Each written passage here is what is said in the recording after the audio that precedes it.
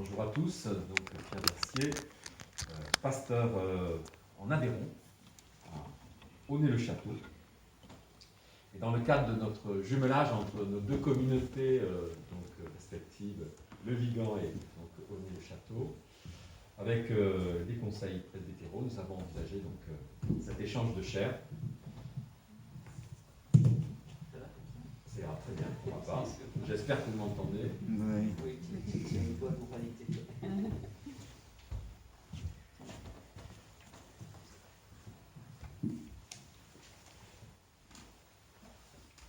Alors je vous propose de nous mettre à l'écoute de 3 textes. Le premier se trouve donc dans le livre du prophète Jérémie. Et dans ce livre du prophète Jérémie, je lirai donc au chapitre 17. Et dans ce chapitre 17, je lirai à partir du verset 5.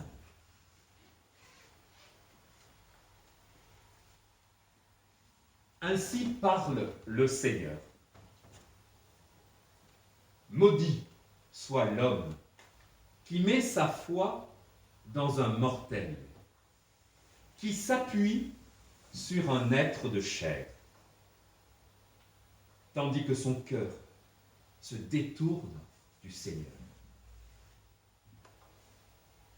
Il sera comme un buisson sur une terre désolée. Il ne verra pas venir le bonheur. Il aura pour demeure les lieux arides du désert, une terre salée, inhabitable.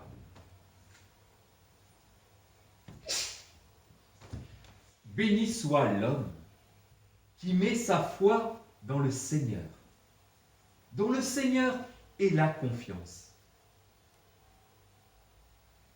Il sera comme un arbre planté près des eaux, qui pousse vers le courant ses racines. Il ne craint pas quand vient la chaleur. Son feuillage reste vert.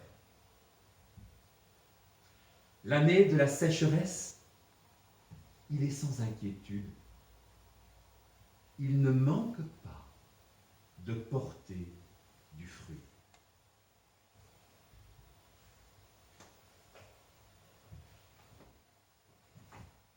Je lirai ensuite donc dans la première épître aux Corinthiens, au chapitre 15.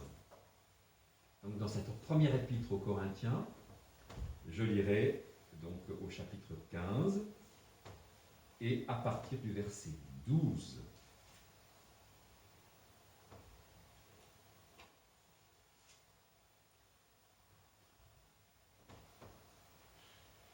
Nous proclamons que le Christ est ressuscité d'entre les morts. Alors, comment certains d'entre vous peuvent-ils affirmer qu'il n'y a pas de résurrection des morts? S'il n'y a pas de résurrection des morts, le Christ non plus n'est pas ressuscité. Et si le Christ n'est pas ressuscité, notre proclamation est sans contenu. Votre foi aussi est sans contenu. Et nous faisons figure de faux témoins de Dieu pour avoir affirmé, en témoignant au sujet de Dieu, qu'il a ressuscité le Christ, alors qu'il ne l'a pas ressuscité, si vraiment les morts ne ressuscitent pas. Car si les morts ne ressuscitent pas, le Christ non plus n'est pas ressuscité. Et si le Christ n'est pas ressuscité, votre foi est sans valeur. Vous êtes encore sous l'emprise de vos péchés. Et donc ceux qui se sont endormis dans le Christ sont perdus. Si nous avons mis notre espoir dans le Christ pour cette vie seulement, nous sommes les plus à plaindre de tous les hommes. Mais non, le Christ est ressuscité d'entre les morts. Lui, premier ressuscité parmi ceux qui se sont endormis.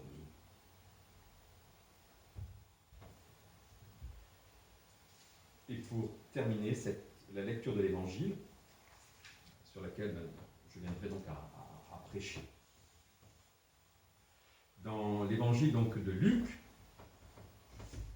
au chapitre 6,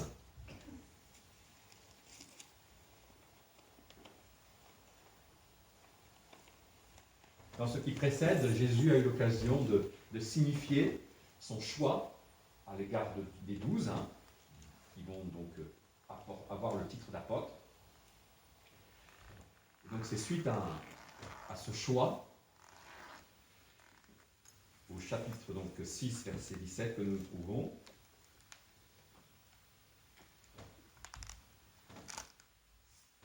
Chapitre 6, verset 17. Jésus descendit de la montagne avec eux et s'arrêta sur un terrain plat. Il y avait là un grand nombre de ses disciples et une grande multitude de gens venus de toute la Judée, de Jérusalem et du littoral de Tyr et de Sidon. Ils étaient venus l'entendre et se faire guérir de leur maladie. Ceux qui étaient tourmentés par des esprits impurs retrouvaient la santé. Et toute la foule cherchait à le toucher, parce qu'une force sortait de lui et les guérissait tous. Et Jésus, levant les yeux sur ses disciples, déclara : Heureux, vous les pauvres, car le royaume de Dieu est à vous. Heureux, vous qui avez faim maintenant, car vous serez rassasiés. Heureux, vous qui pleurez maintenant, car vous rirez. Heureux êtes-vous quand les hommes vous haïssent et vous excluent, quand ils insultent et rejettent votre nom comme méprisable à cause du Fils de l'homme. Ce jour-là, réjouissez-vous, tressaillez de joie, car alors votre récompense est grande dans le ciel. C'est ainsi en effet que leur père traitait les prophètes. Et c'est ainsi en effet, donc, voilà. Mais quel malheur pour vous, les riches, car vous avez votre consolation. Quel malheur pour vous qui êtes repus maintenant, car vous aurez faim. Quel malheur pour vous qui riez maintenant, car vous serez dans le deuil et vous pleurerez. Quel malheur pour vous lorsque tous les hommes disent du bien de vous. C'est ainsi, en effet, que leur père traitait les faux prophètes. Je vous invite à la prière. Seigneur, merci pour ta parole. Mais nous sommes aussi en ces instants pour te demander le secours de ton esprit, pour nous permettre ce matin encore de tirer parti de ce texte et bénéficier pour chacun d'entre nous ce dont nous avons besoin. Conduis-nous, Seigneur, et permets-nous de reconnaître que tu es celui qui est premier en tout. Amen. Alors, nous allons chanter Jésus-Christ est Seigneur, donc Arc-en-Ciel 183.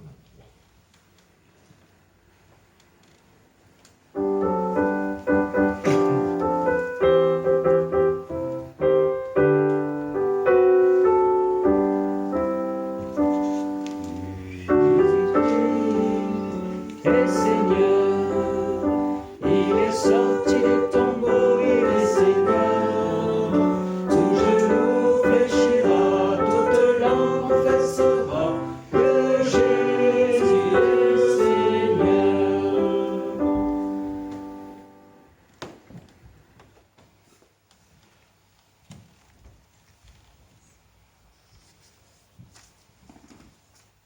ce matin, je vous propose, au travers de ce que nous allons aborder, de réaliser que, voilà, bien souvent, nous faisons et nous parlons en rapport finalement, des groupes dans lesquels finalement nous nous trouvons. Il est clair que nous vivons une certaine influence et que nous sommes donc des fois toujours un peu en train de nous calquer ou de correspondre un peu à ce qui est l'attente de l'ensemble qui est face à nous. Mais je crois que la parole est là ce matin encore pour nous interpeller et peut-être discerner dans nos vies justement ce comportement qui n'est pas donc à la gloire de Dieu. Et nous avons donc au travers de ce que nous allons voir ensemble, découvrir et donner du prix à ce qui est vraiment ce qui vient de la part du Seigneur. Alors nous avons commencé à écouter ce texte où Jésus donc se trouve face à un grand nombre de disciples et une grande multitude de gens. Alors, je ne sais pas trop comment on peut faire la différence entre disciples et la multitude, là. Il semblerait que quand même le disciple, c'est celui qui marche, qui accompagne, peut-être qui donne du prix à la parole que le maître porte. Et la foule, comment envisager? C'est surtout peut-être elle qui est intéressée par ce que fait Jésus, mais n'est pas composée de personnes qui vont forcément donc saisir la parole et la garder. Bon, c'est peut-être pas la meilleure des manières de voir et d'envisager les choses, mais n'empêche, voilà. Et je suis prêt à revoir ce que je vous dis là. Mais je vous propose de commencer avec ça, mais sachant que ce n'est pas forcément vraiment à envisager comme vrai. N'empêche que ces gens qui sont là, ils viennent. Alors, on va en quelque sorte avoir tout un panel. Alors, il est question de Jérusalem, de la Judée. Mais encore, l'évangéliste ajoute.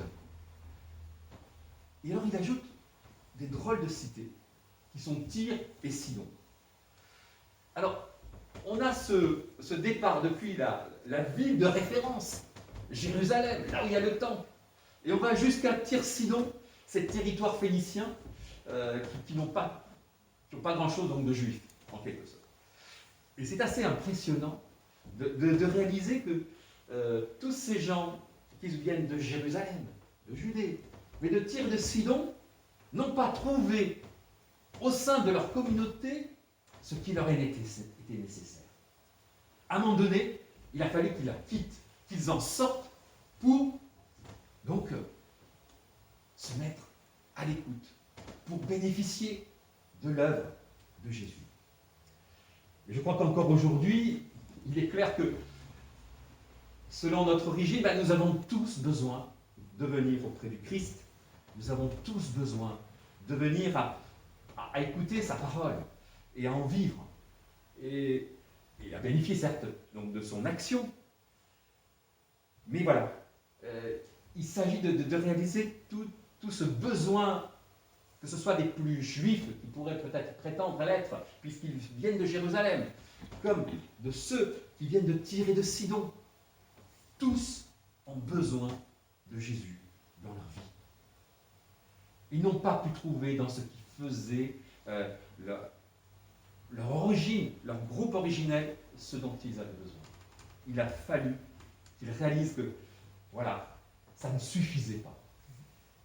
Et la réalité humaine, elle demeure encore aujourd'hui. L'homme, dans ce monde qui est le nôtre, a besoin d'aller vers Jésus. Il a besoin. Il ne peut qu'être déçu par ce qu'il viendrait à se porter ou porter sa confiance. On a eu l'occasion d'écouter aussi ce passage de Jérémie qui parle du terrible qu'il consisterait à s'appuyer sur l'homme. Et voilà, il y a bien d'autres passages. Et ce matin, j'aurais pu aussi lire le psaume 1, où il est question de celui qui est attaché à la loi du Seigneur. Hein? Et qu'est-ce que fait celui qui est attaché à la loi du Seigneur? Il reste attaché à la loi du Seigneur et du coup, il va se tenir séparé de groupes, hein, de moqueurs, de gens qui sont assis. Il ne va pas forcément donc chercher donc à intégrer un ensemble. Il perçoit l'enjeu donc de quitter ce qui n'est pas donc lié au Seigneur. Et je pense qu'on peut envisager que pour tous ces gens-là qui sont autour de Jésus, il y a eu aussi un peu la même démarche, quelque part, et qui demeure pour nous.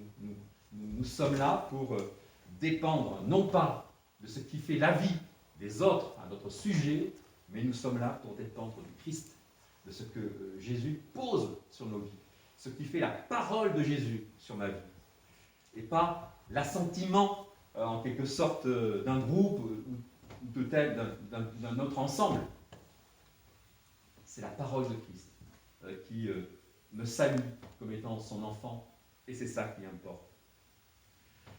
Cette parole qui me fait, me pose la réalité du royaume pour moi.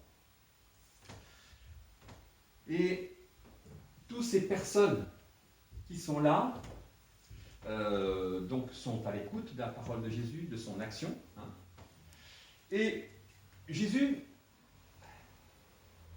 va parler. Alors, le texte nous dit, Jésus, levant les yeux sur ses disciples, déclara. Et donc s'ensuit donc 4 béatitudes qui vont être aussi suivies. Alors, je ne préfère pas parler de malédiction, mais je préfère parler de plainte. Donc, 4 béatitudes et 4 plaintes. Et alors, qu'est-ce que je fais de tout cela? Puisqu'il parle à ses disciples, puisqu'il énonce cela devant eux, comment l'intégrer? C'est pas une parole générale dans un premier temps. C'est à ses disciples. Donc celui qui veut donc être son disciple, celui qui veut se positionner face à Jésus, il est clair que son choix va avoir des conséquences. Et que dans un premier temps, ce n'est pas des choses faciles qui se présentent à lui. Hein? Et peut-être en effet que pour le disciple, il y aura la réalité de la pauvreté liée au fait du choix, donc non pas de se concentrer sur ce qui pourrait être une réussite professionnelle, la poursuite donc vraiment une opportunité, non. L'enjeu est de suivre le Christ, et parfois donc ça conduit à la réalité qu'on expérimente, la pauvreté, le fait d'avoir faim, voilà.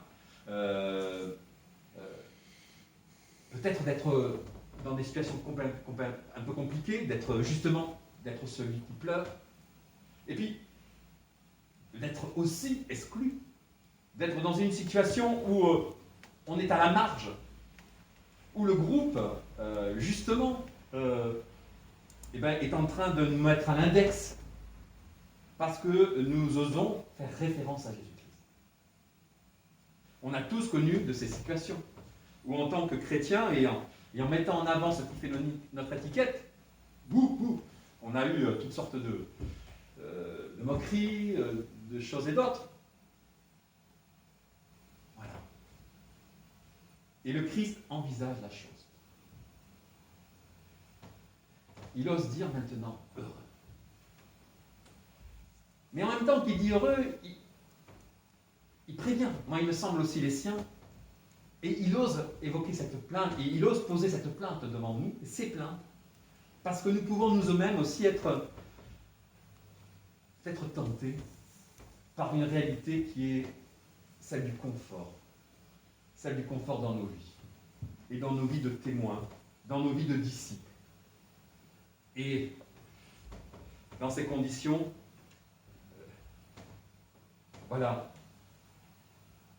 Jésus est très clair. Cet attachement à ce qui n'est pas de lui ne peut que amener à être démunis.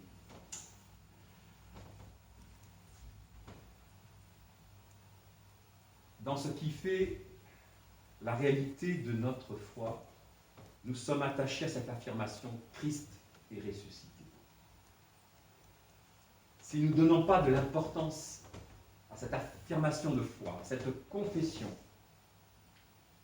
eh bien nous passons à côté de tant de choses. Et si nous ne tenons pas avec ce que Dieu a voulu nous communiquer, nous ne pourrons pas prétendre bénéficier, puisque Dieu nous donne quelque chose. Dieu nous accorde sa parole. C'est des promesses sur lesquelles nous avons, quelque sorte, à bâtir nos vies. Et si nous les refusons, comment pouvons-nous voir l'accomplissement de cela pour nous-mêmes, puisque nous avons dans un premier temps refusé. Refusé de le dire, refusé de le confesser, refusé d'agir en conséquence.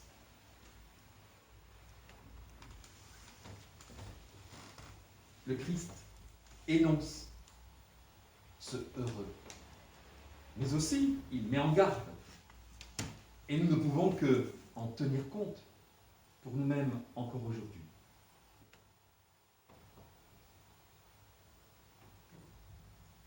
C'est là, me semble-t-il, un enjeu au travers de ces paroles, que d'accepter de vivre de cette parole. Le disciple est celui qui va saisir, non pas ce que Dieu ou Jésus-Christ a fait juste comme ça, mais il va pouvoir aussi intégrer cette parole que Jésus a portée. Alors, il nous faut à tout prix intégrer la réalité du sacrifice de Jésus sur la croix, ça c'est la condition. Mais ensuite, dans ce qui va être, tout ce qui va être la vie, il faut que cette parole du Christ nous habite et qu'elle finalement nous permette, dans ce qui fait notre quotidien, d'avoir la bonne direction, d'avoir justement percevoir ce qui est l'enjeu. Et l'enjeu, c'est pas tant d'avoir, ce n'est pas tant d'être en train de rire. L'enjeu n'est pas de l'ordre de pouvoir avoir une bonne réputation. L'enjeu, c'est de servir. L'enjeu, c'est d'être vraiment celui qui s'applique à suivre son Seigneur et son Sauveur. Sur ce qui a été son vécu, son obéissance. Le Christ a eu faim. Le Christ a été pauvre. Le Christ a pu pleurer. Il a été confronté à la haine. Mais il a été aussi victorieux. Et nous ne saurions, en tant que disciples, connaître une autre voie. Et s'il est vrai que je parle de choses qui sont compliquées, difficiles, n'oublions pas ce que le Christ a mis en perspective. Et la réalité du royaume, cette possession qui nous est donnée. Le fait de pouvoir un jour être rassasié, le fait de pouvoir un jour rire, un jour donc de recevoir la récompense. Voilà, me semble-t-il, au travers de ces quelques lignes, l'enjeu encore aujourd'hui pour nous. De pouvoir donc, dans ce qui fait cette semaine qui vient, s'appliquer à rester ce serviteur, ce disciple qui porte la parole de Jésus, qui, en quelque sorte, en vit. Et parce que voilà, c'est vrai que nous serons confrontés à peut-être vivre un certain conformisme. Mais voilà, nous ne pouvons pas nous appliquer ainsi et nous ne pouvons pas envisager cette voie-là. Elle n'amène à rien. C'est vrai que c'est peut-être sur l'instant, mais au-delà, rien. Alors aujourd'hui, pour cette semaine, restons donc sur le but donné par le Christ aux siens. Et au travers donc de ce qui fait les béatitudes ou les plaintes qu'il a pu donc poser, il a pu donner ainsi donc, me semble-t-il, un objectif à ceux qui s'attachaient à le suivre. Que nous puissions donc nous-mêmes mettre nos pas sur la voie qu'il a ouverte. Amen.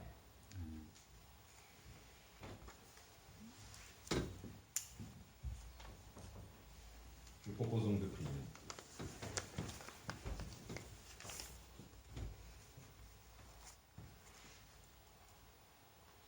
Père éternel, tu vois tout ce qui fait dans la réalité de nos vies le poids du conformisme, le poids de faire comme les autres. Mais nous ne saurions oublier maintenant que tu aussi es celui que tu nous as parlé. Tu es celui qui nous appelle. Tu es celui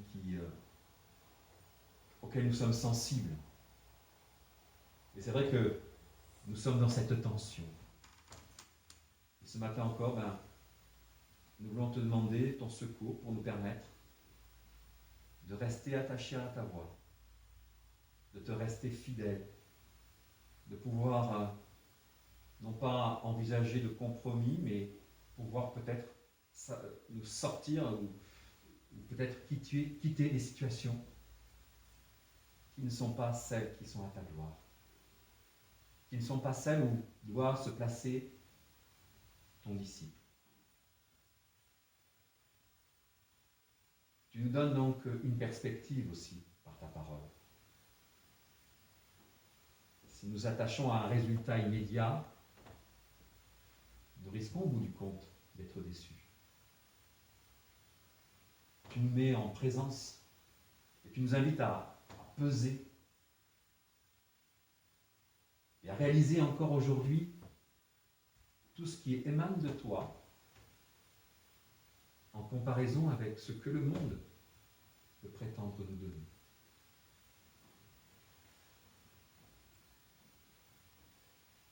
Et il est sans commune mesure que ce que tu nous accordes.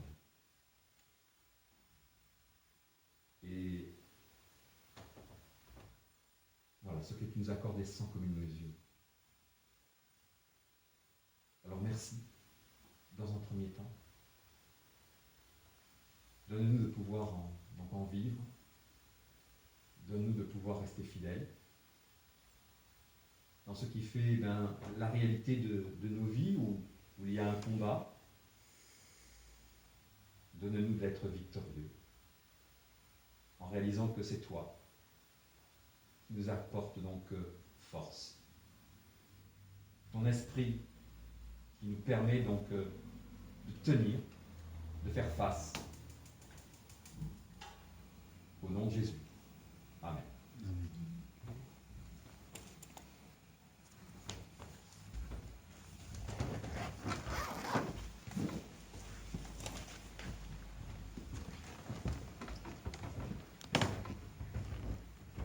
Merci Pierre.